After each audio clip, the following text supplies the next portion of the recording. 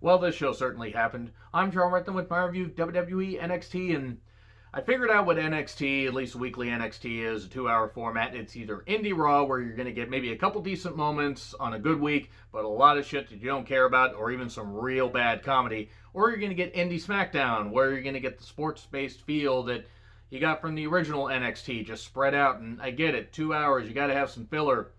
A lot of NXT Weekly has just not been speaking to me. There's some really high level work and a lot of really bland feuds and just an overall bland presentation. Am I being too harsh? Let me know in the comments, please. So we have a high package for Kross and Escobar for their no DQ match tonight. We have Lumis versus Gargano with The Way. Lumis did mind games. Gargano, in theory, tried to do bad comedy. Theory's like, oh, I see him. He's right behind you. Yeah, okay. They turned Theory into more of a goof than he already was. Johnny can wrestle. I just don't fucking care about him as, a heel. I don't. I'm sorry. He's a really good worker. Him and Kushida had an incredible match at TakeOver Vengeance Day. And then, man, Lumis seemed to enchant Hartwell. She's indie-stridden him. Worked hard on that pun. And then commentary debates whether Theory was kidnapped or not. That's what you want your commentary team doing. Debating whether a wrestler was kidnapped. In a van with ice cream and cartoons being played, and maybe don't do that. Anyway, shenanigans. Theory won't hit Lumis with a chair. Silence for the win. Regals tells the cameraman outside the building, hey, tell me when Escobar arrives. Oh, and don't touch that delivery truck over there. He didn't actually say that last part, but, that delivery truck totally will not factor into the no DQ match later. MSK video package, talking about their tournament win, watching wrestling from a young age, how, Caster's dad passed away when he was young. I believe he was in junior high, and, he was very emotional about that. How can you not root for these guys? They were great as rascals, and they're going to do great things in NXT. And then a Shotzi video package with a Burger King advertisement. She is absolutely insane. The grizzled young veterans attack MSK backstage and damage Lee's hand. Why was Malcolm Bivens behind the doctor's bench or, squatting down behind that? Because when he's standing up, he's barely taller than the actual bench itself. He says, hey, Ruff, why don't you face my guy Tyler Rust later? Is Malcolm Bivens just going to hide behind everything and basically, is that the only way he can get his guy Tyler Rust any work? I mean, does Rust have cooties? Does nobody else want to go near him and say, hey, you're really good, I want to challenge you? Anyway, so Ruff comes down to the ring. He's hanging from the ropes, and then Swerve says, ha ha, I'm going to kick you, and then beats the shit out of him. Treats Leon in a very rough fashion. I'm working hard on these puns, can you tell? And he then is bashing him on the announcer's table, saying he's going to get the opportunities. I like Swerve. He can work as face or heel. Great guy, and great representation of Washington State. And we cut to Regal yesterday, telling Zoe Stark, hey, you're going to face Io tonight. Have fun facing one of the best in the world. Actually, she seemed pretty excited. Cameron Grimes does the $1 Million Man 10 basketball dribble challenge. Only stupider because he gets distracted. The guy does it and takes the money. Cameron Grimes has been made into a goddamn comedy goof. The whole being afraid of zombies and stuff like that. Now doing the rip-off $1 Million Man stuff for a look. He's not supposed to be good with his money. I fucking get it. It's fucking stupid and it's not funny. It was good when Ted DiBiase did it. Because Ted DiBiase had the charisma to pull it off. He was a great heel. Grimes is just an idiot.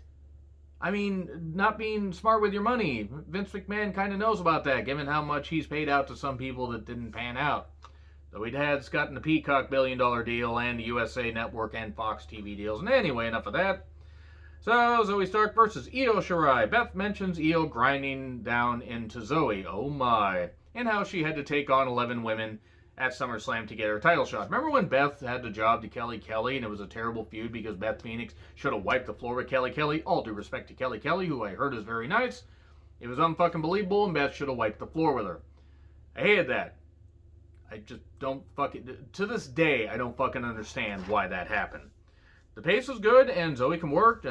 Former Lacey Ryan, so I heard a couple indie shows. I mean, like watching them on streaming service. I believe at a Shimmer show as well, and she's good. She is really good. Io needs to, get somebody in the right place that'll do the moonsault, because Io is one of the best in the world, but she's either been getting her knees in the goddamn opponent's chest or overshooting the goddamn moonsault. A moonsault is not easy. I can't fucking do it. Get her a new finisher. She keeps overshooting the shit. Because she can work and she is really good. It's just not a good look when you are one of the best in the world and you keep doing that. Stop it. Get some help. Anyway, Tony then is dressed like a cop at a Halloween party. I'm going to just refrain from any other thoughts right there. I'm not going to say that I want her and, Io to be cuffed together. Moving on, Tony says, you will not face me. You won't go to Regal and demand a title, demand that I have a match with you. Oh, wait. She does. They're going to have a match in 2 weeks. Tony Storm beating Io Shirai would be pretty goddamn nice. The way to debate what Loomis did and what he is, and Theory says he's misunderstood. Indy thinks he's kinda hot. Indy Hartwell herself is very hot. So you know what? They can make beautiful kids together that don't blink. Why doesn't Loomis blink? Anyway, Grimes then does more basketball stuff with an Amazonian woman. Snoo. I'm not even knocking a woman. If she is a wrestler, if she's not a wrestler, sign her, see what she can do. If she is a recruit, let's see what she can actually do, because fucking hell, she was taller than Grimes, who isn't a tall guy in general, but hey, get more tall women there and see what they can do. And then we have a 1,000-year-old woman who made a deal with a dragon that cost her soul. Now she's a grudge ghost. This is stupid. Somebody point out that it's like in video games. Somebody point out in Mortal Kombat. Granted, you are correct. That's a video game.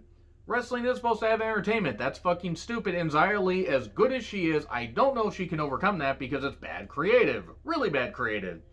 She beat the shit out of Casey. She did purge her. Think of all the good the purge does. And she snaps her leg on these steps. The match is called off.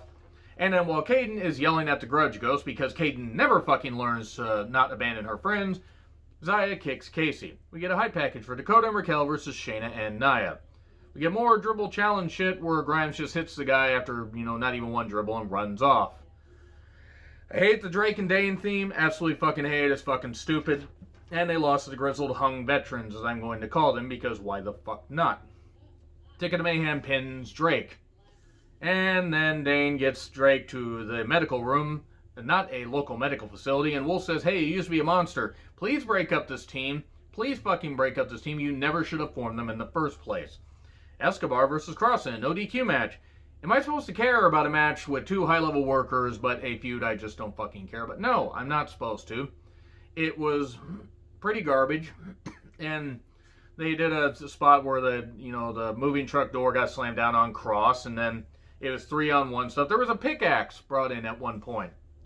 Because what moving truck wouldn't have a goddamn pickaxe? I'm sure it was a construction truck. I fucking get it, but still. We're gonna, My Bloody Valentine 3D this shit. And we get trash cans. 3-on-1. Mendoza and Wild sent into the wall. Escobar targets his shoulder. Cross fists Escobar from behind. Nice, clean, hard fisting will put anybody down. And that's it. One hardly needs to go on much about this. And Eli Drake, a.k.a. LA Knight, says he will debut when he wants to. Io versus Tony in 2 weeks. Here's Adam Cole to explain his actions. And he says, first he was jealous of O'Reilly gaining opportunities and failing. He was wrong for attacking him, and he will fix this. And Strong says, now you feel bad? Kyle will heal, and he will come after you. Here's Finn to attack Cole. Strong tries to, stop him. Like, no, maybe whatever. He's still my brother. You're my brother, Cole. You're my brother. And then we get, Finn gets knocked out, and then Strong and Cole have a heart-to-heart, and then Cole low blows him and basically calls him stupid, and that's it. Pretty much all I need to say about that. It wasn't necessarily a bad episode of NXT, but it was just kind of there. Anyway, agree, disagree with what I said, like, share, subscribe, Twitter handle in the description. I'm Charles Retlin. I'll see you soon.